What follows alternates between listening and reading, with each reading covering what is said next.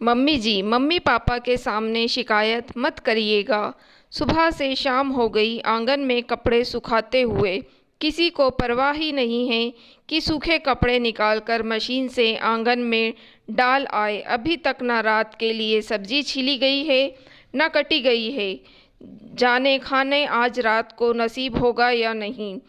नीलम जी तंज कसते हुए क्रोध भरे स्वर में अपनी बहू विधि के बोले जा रही थी, जो थोड़ी देर पहले अपनी सहेली रीमा के साथ ऑफिस से आकर रसोई में चाय बनाने में व्यस्त थी।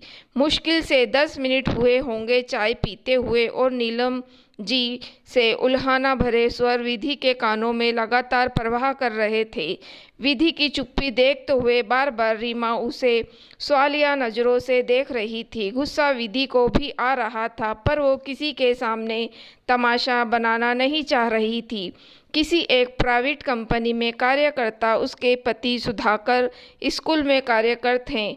वो अपने सास ससुराल में पति, सास ससुर और एक ननद के साथ रहती है, जिसकी अभी 2 महीने बाद डिलीवरी होने वाली है। शादी को अभी साल भर ही हुआ है। शादी में जब ससुराल वाले देखने आए थे तब विधि ने 2 टूक कह दिया था कि उसने बहुत मेहनत से जॉब पाई है, बिना मजबूरी के किसी हाल में नहीं छोड़ेगी। तब तो सभी ने हामी भरी थी। विधि अपनी बातों से पक्की थी। ऑफिस जाने से पहले नाश्ता बनाकर सास ससुर ननद और पति को खिलाकर जाती, खुद के लिए पैक कर लेती और एक गिलास दूध पीकर निकल जाती। नीलम जी का अपनी बेटी रुचि के प्रति मधुर व्यवहार देखकर विधि को थोड़ी तकलीफ होती थी। उसके जी में आता था वो सासू माँ से बोले, माँ जैसा आप दीदी को जिद करके दूध और मेवे देती हैं, कभी मुझे भी दे दिया करिए, अच्छा लगेगा। पर नीलम जी सिर्फ बेटी के लिए हमेशा तत्पर रहती। कई बार तो सुबह जल्दी उठकर काम निपटाने के चक्कर में दूध ठंडा होने के लिए रखकर विधि जूते मोजे पहनती और भूलवश बिना खाए पिए निकल जाती। उस दिन भी ऐसा ही हुआ। विधि ऑफिस के बाद घर जा रही थी तो रीमा ने कहा, मेरी बस आने में देर है विधि, तुम्हारा घर तो पास है, क्या एक कप चाय पिलाओगी? विधि ने तुरंत कहा, चलो तो सही, चाय भी पिलाऊंगी और खाना भी खिलाऊंगी। विधि रसोई में जाकर देखी तो खाना खत्म हो चुका था। रीमा समझ चुकी थी। उसने तुरंत विधि को इनकार कर दिया कि उसका पेट भरा हुआ है और विधि को बनाना नहीं पड़ा।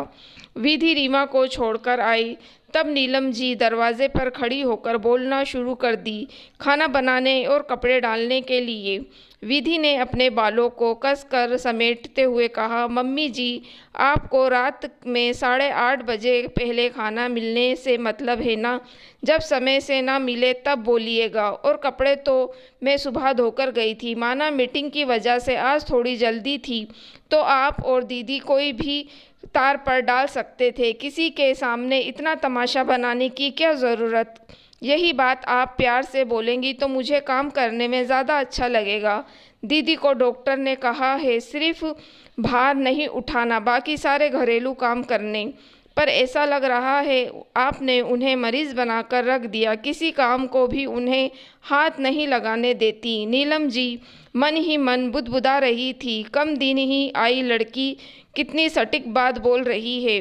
पड़ोस वाले भी तो यही बोलते हैं, सही ही तो है, डॉक्टर के कहने पर भी तो उससे कुछ नहीं करवा रही। पर मेरी बेटी भी है ना, कुछ मेरी माने तब तो। विधि पर तो गुस्साने का असर होता है, रुचि पर तो चिल्लाकर थक जाऊं तो भी असर नहीं होता। नोक झोंक अभी चल ही रही थी कि दरवाजे पर घंटी बजी। विधि आंगन में कपड़े डालने चली गई तो देखा ये पापा की गाड़ी है। अचानक इतना बड़ा सरप्राइज, उसके पैरों में मानो घिरनी लगी हो और वह दौड़े दौड़े अंदर आई। नीलम जी का व्यवहार थोड़ी देर पहले वाला याद कर उसके पांव वहीं ठिठक गए।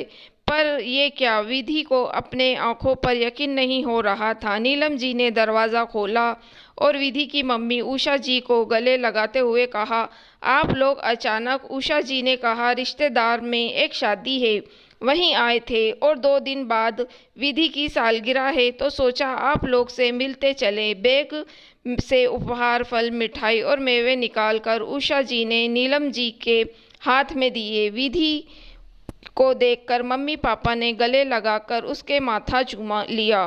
नीलम जी ने अपनी बेटी रुचि से कहा, बेटा खाने का कुछ इंतज़ाम में भी आकर हाथ बटाती हूँ। विधि तुम मम्मी पापा से बातें करो बेटा।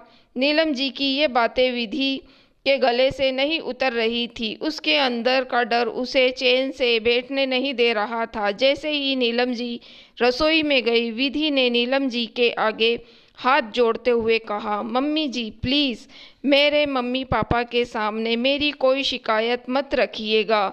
वे परेशान हो जाएंगे और उन्हें परेशान देखकर मुझे नहीं अच्छा लगेगा। नीलम जी ने शांति भाव से कहा, मुझे तुम्हारी पुरानी बात आज भी याद है, जो तुमने इस घर में रहने से पहले कहा था कि हम आपस में भले ही लड़े झगड़े या बहस करें, पर घर वालों के अलावा किसी मेहमान या परिजन को नहीं पता चलना चाहिए कि हम एक मत नहीं हैं। बेशक जाने के बाद हम फिर से एक दूसरे से नाराज़ हो जाएंगे, पर दूसरों को पता नहीं चलना चाहिए।